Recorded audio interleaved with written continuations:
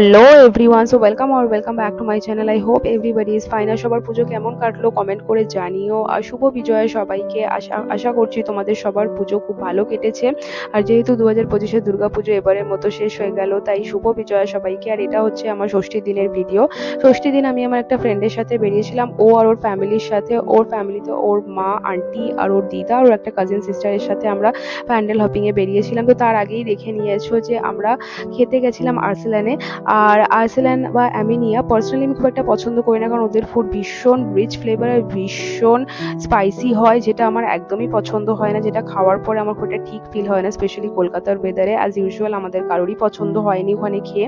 তাও স্টিল আমাদের কাছে অপশন ছিল না, যেহেতু আমরা যে আউটলেটটায় ছিলাম রুবি তপসিয়ার ওখানে আশেপাশে খুব একটা বেশি আমরা অপশন পাইনি। আর ওখানে খুঁজতে হতো, যেহেতু প্যান্ডেল হপিং আমাদের তাড়াহুড়ো ছিল, তাই আমরা তাড়াতাড়ি করে যাও করে ওখান থেকে খেয়ে বেরিয়ে গেছি।